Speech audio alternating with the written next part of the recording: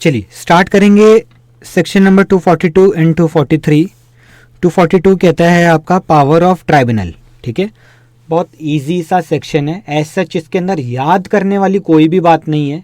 ठीक है, एक कॉमन सेंस कॉमन लॉजिक वाली बातें हैं, वो कॉमन लॉजिक्स को ही अप्लाई करके जो एग्जाम में क्वेश्चन आएंगे वो हमें अटेम्प्ट करने हैं। ठीक है, इसलिए मेरे को जो आपका 241 और 244 है वो बहुत अच्छा लगता था, क्योंकि वहाँ पे स्पेसिफिकली बता रखा है भाई इतने नंबर ऑफ मेंबर होने चाहिए, ये बातें होनी चाहिए, ये केस लॉ है, टू द पॉइंट एक्यूरेट। लेकिन यहाँ पे थोड़ा सा आपको अपना आंसर खुद बनाना पड़ेगा, कैसे वो अभी हम देखेंगे। तो सबसे पहले तो हम बात करते हैं ट्राइब्यूनल की पावर क्या है। तो 241 के अंदर हम ट्राइब्यूनल के पास जा रहे हैं, क्यों? बिकॉज मेंबर्स का एलिगेशन है कंपनी के खिलाफ कि affair of company are being conducted in a manner prejudicial to public interest, prejudicial to member himself और prejudicial to interest of company. तो फिर ट्राइब्यूनल को भी सेटिस्फाई होना पड़ेगा कि भाई हाँ यही सारी बातें हैं। ठीक है, तब वो उस केस को एडमिट करेंगे। तो पहला तो यही हमारे पास बेस है, ये जो हमने याद किया था इधर कि ये 3 बातें होनी ज़रूरी है। उसके बाद फिर ट्राइब्यूनल क्या करेगा, पहले सुलह कराने की कोशिश करेगा।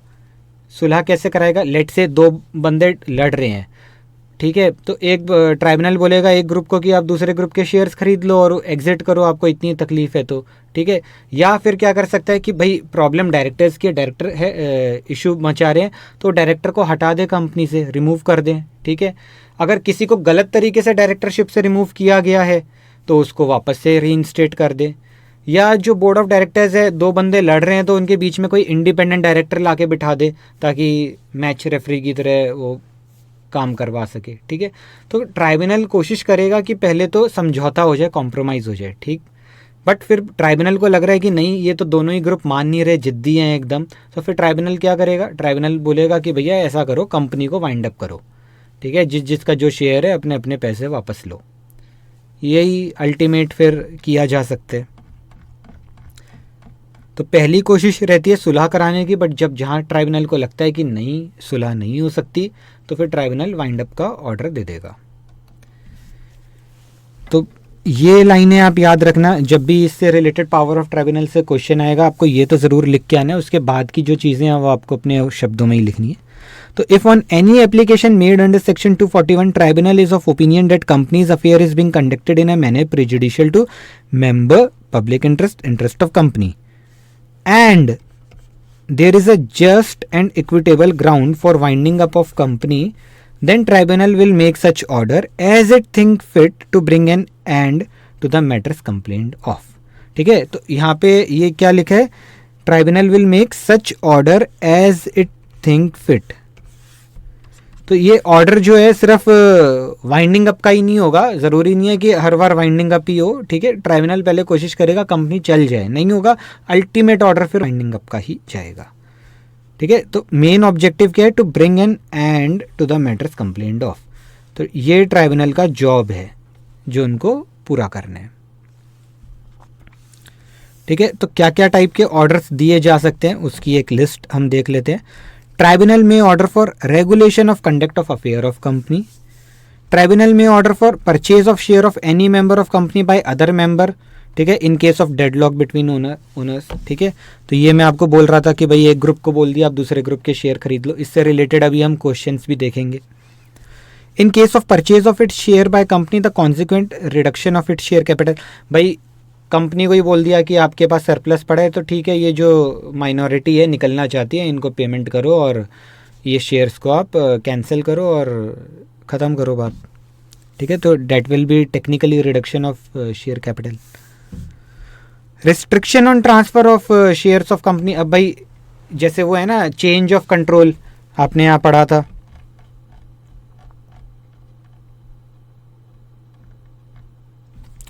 कि material change in company resulting in affair of company conducted in a change brought about, नहीं ये भी नहीं, material change में take place by change in ownership of company share।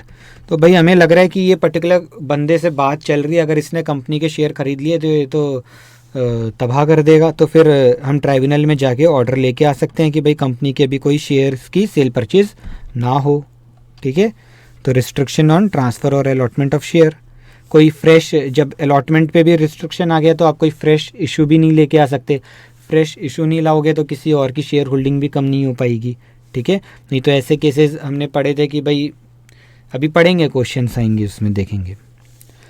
अगला है आपका टर्मिनेशन, सेटिंग असाइड और modification of any agreement between company and it's MD, director, manager upon such term and condition which is just and equitable in the opinion of tribunal, ठीक है। तो जो company के already MD, director या manager हैं, उनके साथ जो भी कंपनी का टर्म एंड कंडीशन है उसको हम टर्मिनेट कर देंगे। टर्मिनेट मतलब क्या हो रहा है, बेसिकली हम उस डायरेक्टर को बोल रहे हैं कि भाई आप अपना ऑफिस पूरा होने से पहले ऑफिस को छोड़ दो। तो ऐसे केस में वो जो एमडी है, ठीक है, मैनेजिंग डायरेक्टर, अपना कंपेंसेशन मांग सकता है लॉस ऑफ ऑफिस का। बट अगर ट्राइब्यूनल बोल रहे हैं कि आप अपना ऑफिस छोड़ दो तो वो कंपेंसेशन नहीं मिलेगा। ये बात कहाँ लिखी है, ये बात लिखी है सेक्शन 243 में। तो एक बार इसके साथ ही 243 देख लेते हैं। 243 कॉन्सिक्वेंसेज ऑफ टर्मिनेशन और मॉडिफिकेशन ऑफ सर्टेन एग्रीमेंट। तो पहला पॉइंट है, देखो इसमें 243 1A, 1B, 1A और फिर 243 2। तो 1A क्या कहता है, such order will not give rise to any claim for compensation for loss of office. पहली बात क्लियर लिख दी। अब इसके बाद है, अच्छा, ट्राइब्यूनल ने बोला कि इस बंदे को आप डायरेक्टरशिप से हटा दो, इस बंदे को एमडी शिप से हटा दो। अब वो बंदा वापस अगले साल बन जाएगा कंपनी का डायरेक्टर, फिर फ़ायदा क्या ट्राइब्यूनल के डिसीजन का। तो इसलिए ट्राइब्यूनल अगर किसी बंदे को हटा रहा है तो 5 साल तक वो बंदा उस कंपनी में फिर से रीअपॉइंट नहीं होगा। तो सच एमडी, डायरेक्टर और manager whose office is terminated cannot be appointed again as MD, director, manager of that company for a period of 5 years from date of order terminating the agreement। ये तो हो गई उस company की बात। अब बाकी कंपनियों में जहाँ वो डायरेक्टर बना हुआ है, अगर वो बदमाश है, आपने उसको एक कंपनी से हटाया है तो ज़रूरी है, मतलब ज़रूरी थोड़ी है बाकी कंपनियों में शरीफों की तरह बैठा रहेगा। बाकी कंपनियों में भी तो बदमाशी कर सकता है ना, तो ऑटोमेटिकली वो डिस्क्वालीफाइड हो जाएगा। और डिस्क्वालीफाइड होने से क्या है, बाकी कंपनियों में भी वो अब डायरेक्टर नहीं बन सकता। डिस्क्वालीफाइड कितने पीरियड के लिए होगा, 5 साल के लिए होगा। तो disqualification to hold office in any company for 5 year. तो ये तो विद इन कंपनी हो गया। विद इन कंपनी वो अगले 5 साल के लिए रीअपॉइंट नहीं हो सकता, और बाकी जितनी कंपनियां हैं उसमें अगले 5 साल के लिए किसी और कंपनी में वो डायरेक्टर बन नहीं सकता। तो 5 साल के लिए गए।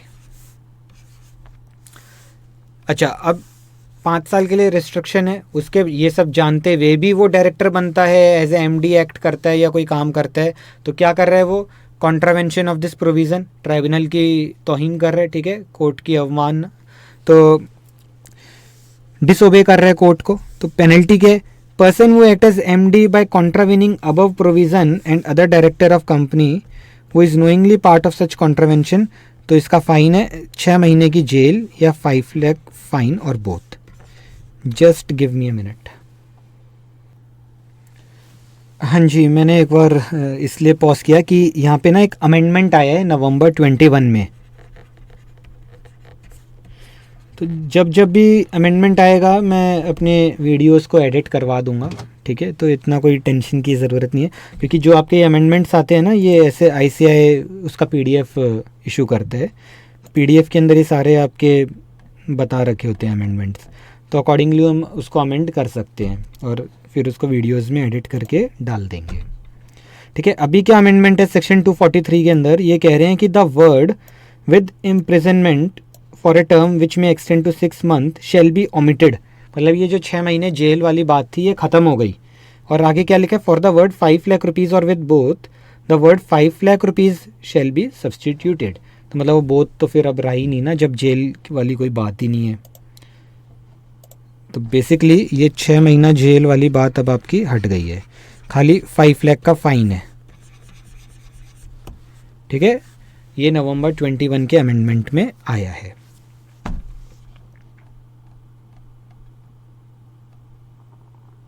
ऐसी सेक्शन 242 के अंदर भी ये जो नीचे यहाँ पे मैंने प्रोविज़न दे रखा है ये भी अमेंड हो गया। अभी क्या अमेंड हुआ है देखेंगे जब आएंगे। तो बेसिकली ये 243 आपका डन है, ठीक है। समझ में आ गया कि भाई कोई भी लॉस ऑफ ऑफिस का कंपेंसेशन नहीं मिलेगा, 5 साल के लिए रीअपॉइंट नहीं होगा, 5 साल के लिए डिस्क्वालीफाई हो गया, और पेनल्टी है 5 लाख रुपए की, राइट। तो ये बहुत अच्छी बात हो गई, 5 साल 5 साल 5 लाख फाइन। तो आपको एज सच याद करने की ज़रूरत ही नहीं है, ठीक है, बस 5 याद रखना है। 5 ईयर 5 रुपीज़। चलिए अगला है आपका F point, termination, setting aside और modification of any agreement between company and any person other than those refer to in clause E provided due notice is given and consent of parties obtained. तो भाई ये जो MD, director और manager है, इनके अलावा अगर कोई और बंदा है, कोई क्रेडिटर हो गया या कोई स्टाफ का एम्प्लॉय हो गया जो वीपी वगैरह की कोई पोजीशन पे हो, उसके साथ अगर हमें कोई एग्रीमेंट को टर्मिनेट करना है, मॉडिफाई करना है, सेट असाइड करना है, तो ये उसके लिए भी सेम पॉइंट है। नेक्स्ट है जी, setting aside of any transfer, delivery of good, payment or other act relating to property made or done by or against company within 3 months before the date of application made under this section. Before the date of application made under this section. तो late से अगर आप कोई ये application डाल रहे हो 1 अप्रैल को, तो उससे पहले 3 महीने हो गए आपके 1 जनवरी से लेके 31 मार्च। तो इस पीरियड के बीच में अगर आपने कंपनी की कोई प्रॉपर्टी खरीदी, बेची या कुछ नई प्रॉपर्टी लेना चाह रहे हो, कोई भी ऐसा एग्रीमेंट कर रहे हो, तो ट्राइब्यूनल उस एग्रीमेंट को साइड कर देगा, मतलब कैंसिल करवा देगा एक बार, ठीक है। तो मतलब ऐसा हो जाता है ना कई बार कि डायरेक्टर्स ने मिलके कंपनी की कोई प्रॉपर्टी सस्ते रेट में बेच दी। अब जब ये शेयर होल्डर्स को पता लगा, उसके बाद ही तो शेयर होल्डर जाएंगे ना ट्राइब्यूनल के पास, जी हमारे साथ तो ये धोखाधड़ी हो गई। तो अब ट्राइब्यूनल क्या करेगा, अगर ट्राइब्यूनल को दिख गया कि वो डायरेक्टर्स ने वो कंपनी को खुद की किसी फैमिली मेम्बर के नाम पे बेची है, तो वो डील को ही कैंसिल कर देगा। बट अगर सामने वाला बंदा जेन्युइन है, तो फिर डील शायद कैंसिल करना टेक्निकली थोड़ा डिफ़िकल्ट हो। तो उस केस में कंपनी क्या करेगी, ट्राइब्यूनल क्या करेगा, डायरेक्टर को बोलेगा कि वो जो लॉस हुआ है कंपनी को, उसका पैसा भरो, ठीक है। तो एच पॉइंट है रिमूवल ऑफ एमडी, मैनेजर और एनी डायरेक्टर, ठीक है। ये आ गया वो पॉइंट जो मैं बोल रहा था रिकवरी का, recovery of undue gain made by MD, manager, director and manner of utilisation of recovery like repayment to identifiable victims और transfer to investor education and protection fund, IEPF हो गया आपका, investor education and protection fund. तो भाई जो directors हैं उनसे recovery करेंगे जो भी उन्होंने अनड्यू गेन बनाया है उसका, ठीक है। बिकॉज ये तो 3 महीने की बात है। मान लो अगर प्रॉपर्टी बेची होती नवंबर 20 में, वो तो इस 3 महीने के परव्यू में आया नहीं, तो उसका जो नुकसान हुआ वो कैसे हम लेंगे भाई, वो तो रिकवर करेंगे ना फिर उन बंदों से जिन्होंने फ्रॉड किया कंपनी के साथ इस तरीके से। J point, manner in which MD, manager of company may be appointed subsequent to an order removing the existing MD। तो भाई एग्जिस्टिंग MD डायरेक्टर को तो आपने हटा दिया, अब अगला डायरेक्टर MD कैसे आप अपॉइंट करोगे, तो उसका भी जो गाइडलाइन है वो एक बार ट्राइब्यूनल दे सकता है। Appointment of such number of person as director वो may be required by tribunal to report on such matter as tribunal may direct. तो यहाँ ट्राइब्यूनल अपने डायरेक्टर भी अपॉइंट कर सकते हैं, ठीक है, जो ट्राइब्यूनल को रिपोर्ट करेंगे। Recovery of cost as may be deemed fit by tribunal any other matter. तो ये आपने देखा यहाँ पे बहुत ही सिंपल सी चीज़ें हैं। बेसिकली हम क्या कर रहे हैं, जो कल्प्रेट है MD, डायरेक्टर, मैनेजर, उसको हटा रहे हैं, उसके साथ एग्रीमेंट कैंसिल कर रहे हैं।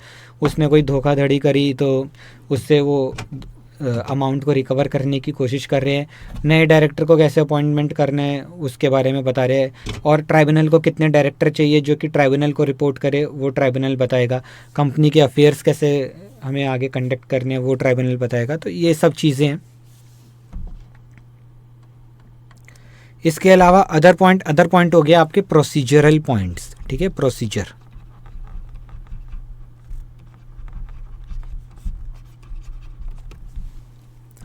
तो within 30 days of order of tribunal a certified copy has to be filed by company with registrar. तो ट्राइब्यूनल का ऑर्डर आ गया, उस ऑर्डर की कॉपी आप ROC के साथ फाइल करोगे। रिस्पॉन्सिबिलिटी किसकी है ये काम करने की, कंपनी की, ठीक है।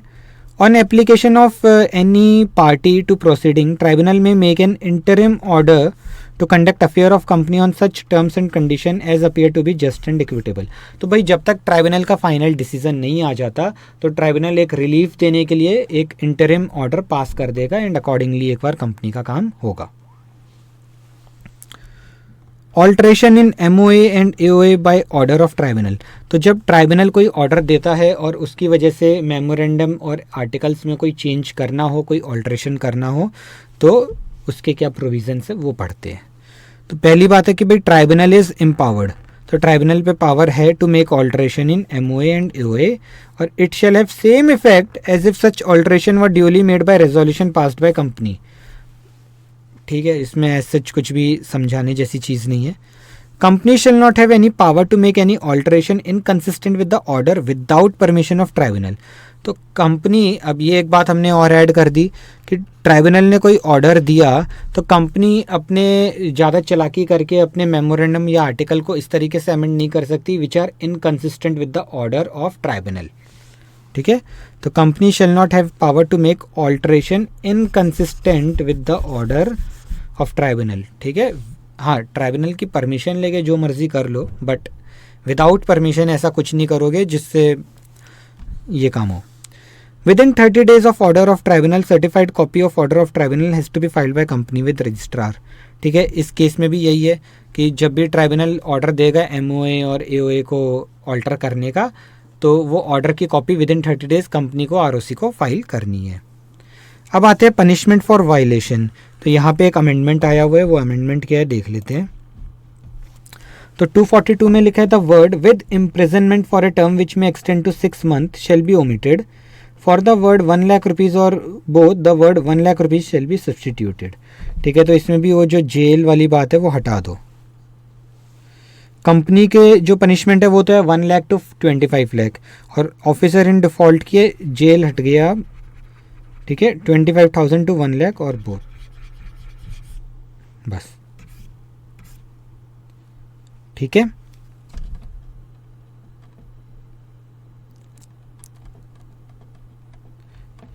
अब एक ये ज़रा सा टॉपिक और बचा है, what is operation and what is not, उसके एग्जाम्पल्स। तो ये स्टडी मटेरियल के अंदर दे रखा था, वहीं से ही मैंने उठाया है।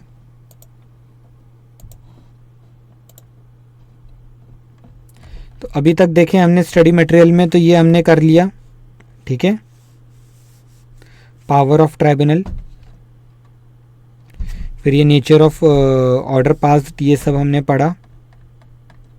फिर ये हमने पढ़ा filing of copy interim order के बारे में पढ़ा। फिर हमने पढ़ा ऑल्ट्रेशन, MOA और AOA में ऑल्ट्रेशन के बारे में पढ़ा। पनिशमेंट के बारे में पढ़ा। ठीक है, अब ये एग्जाम्पल्स हैं, ये एग्जाम्पल्स पढ़ेंगे। उसके बाद सेक्शन 243 हम कर ही चुके हैं पूरा। तो आपने देखा ये स्टडी मटेरियल से ऑलमोस्ट हमने सब कुछ कवर कर रखा है, 100% कुछ छोड़ा नहीं है। बट बस यही है कि स्टडी मटेरियल पढ़ाता फिर अपने नोट्स पढ़ाता, इतना इम्पॉर्टेंट मेरे को नहीं लगा। मतलब इम्पॉर्टेंट है ये सेक्शन, बट डीप डाउन आप रट्टा नहीं लगाओगे इन सब चीज़ों का, आपको समझ के चलना है। ठीक है, सारी बातें आपको समझ के चलनी है।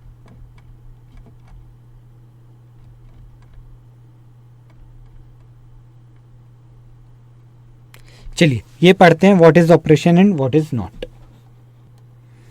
चलिए पहला एग्जांपल है, mere lack of confidence among member themselves resulting in irregularities और illegalities cannot be held to be oppressive. Petitioner has to prove acts complained have caused prejudice to the interest of company and its member। ठीक है, simple mere lack of confidence is not enough। ठीक है, to be oppressive आपको वो 3 चीज़ें ध्यान रखनी है जी। Affair of company should be prejudicial to interest of company, interest of member या public interest. Manner of selection and appointment of dealer of companies product is not within the scope of section 241। ठीक है, आप कोई distributor appoint कर रहे हो, कोई dealer appoint कर रहे हो, तो that is not within the scope of 241। अब क्या होता है, मान लीजिए कोई डायरेक्टर है, ठीक है, वो अपने बेटे को, अपने किसी रिश्तेदार को कोई शोरूम खुलवा के दे देता है, अपने कंपनी के कोई फ्रेंचाइजी ओपन करवा के दे देता है। तो इसमें किसी को प्रॉब्लम होती है कंपनी के अंदर किसी मेंबर को, तो वो चीज़ इस पर्टिकुलर ऑपरेशन में कवर नहीं होती है। मतलब 241 में वो कवर नहीं होती। Right to manage affair of company is vested in majority of share holder and not in person who have procured project for the company. भाई अब अगर मान लीजिए कि कोई एक पर्टिकुलर है मिस्टर ए, कंपनी के सारे मैक्सिमम 70% से ज़्यादा प्रोजेक्ट वही लेके आ रहे हैं, तो इसका मतलब ये नहीं हो गया कि वो कंपनी में ओनर हो गया या सबका गुरु वही है, जो वो बोलेगा वही होगा, ऐसा कुछ नहीं है। ठीक है, कंपनी शेयर होल्डर्स से शेयर होल्डिंग के अकॉर्डिंगली ही चलेगी। Decision of board of director to write off bad debts is a commercial decision.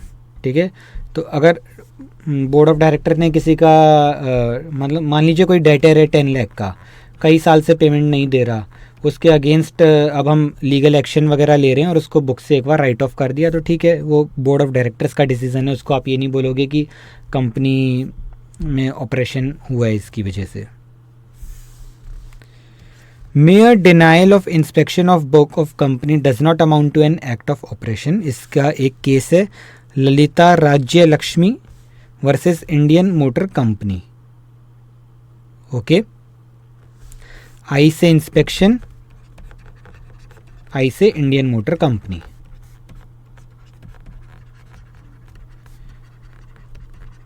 और साथ में LRL।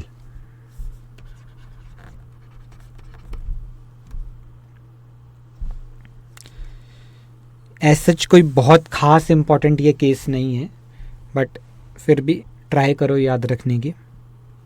तो mere denial of inspection of books of company does not amount to act of operation, ये इस particular case law में establish हुआ था। The act of operation must be a continuing one. Okay, 7th, power to issue share should be exercised for interest of company and not for benefiting the director or any other group। अब ये क्या case है, मान लीजिए कि एक company है, ठीक है, उसके अंदर 3 शेयर होल्डर है, तीनों की इक्वल शेयर होल्डिंग है, 33। 2 शेयर होल्डर 67% वाले मिल के क्या करते हैं, जिसका 33 शेयर होल्डिंग है, ये 66 वाले अपने आप को शेयर फर्दर शेयर इशू कर लेते हैं ताकि इनकी शेयर होल्डिंग हो जाए 90 और जिसकी 33 थी उसकी हो गई 10%। तो उन्होंने फर्दर शेयर क्यों इशू किए, फॉर द पर्पज़ ऑफ कि दूसरे की शेयर होल्डिंग गिरवा दे कंपनी में, नॉट बिकॉज कि इनको फंड्स चाहिए थे कंपनी में। ठीक है, तो यही बात हम यहाँ पे कह रहे हैं 7 पॉइंट में, इससे रिलेटेड क्वेश्चन भी है। The act of issue of further share by director for purpose of converting a majority into minority is a grave act of operation. ठीक है, तो जो शेयर्स आप इशू कर रहे हो that should be because company को फंड्स चाहिए, नॉट बिकॉज कि आप you want to convert a majority into a minority या ऑलरेडी किसी का जो स्टेक है उसको और रिड्यूस कर दो। ठीक है, चलिए 2 क्वेश्चंस यहाँ पे मैंने लिखवाए हैं, देखें क्या है। Allegation that director have misused their position in making inter corporate deposit are against the interest of company, will tribunal entertain such allegation. ठीक है, तो भाई आपको ये दिखाना पड़ेगा, it must be shown that conduct of affair of company was burdensome, harsh and wrongful. ठीक है, the act of operation must be a continuing one. ये हमने कहाँ पढ़ा था, स्टार्टिंग में जब हमने स्टडी मटेरियल में हम देख रहे थे ना ऑपरेशन का मतलब।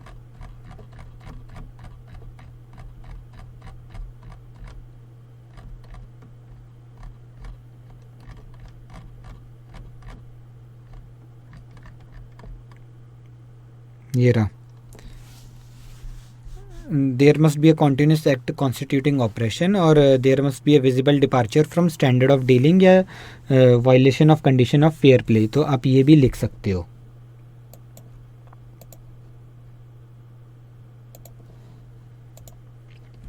Okay, second, directors continuing in office after expiry of their tenure mean that there is a deadlock between 2 groups of shareholder।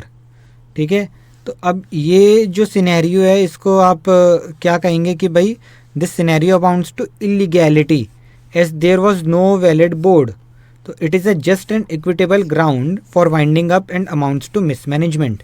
तो मतलब ये क्या है कि डायरेक्टर्स ऑफिस कंटिन्यू कर रहे हैं after expiry of their tenure. ठीक है, उनकी रीअपॉइंटमेंट क्यों नहीं हो पा रही, because there is a deadlock, इसलिए वो बोर्ड मीटिंग बुला नहीं पा रही, उनकी रीअपॉइंटमेंट हो नहीं पा रही। तो इसका मतलब क्या हो गया कि भाई ये कंपनी के अंदर कुछ भी ठीक नहीं है और इसमें या तो सुलह कर ले, नहीं हो सकती तो फिर इसको हम वाइंड अप करें। ओके, चलिए इसके क्वेश्चन सभी देख लेते हैं, अभी ज़्यादा टाइम नहीं हुआ, 25 मिनट ही हुए हैं इसमें।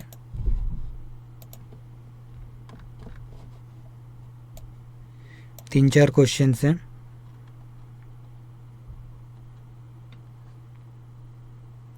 या क्वेश्चंस मैं आपको अगली वीडियो के अंदर ही दिखाता हूँ इसके।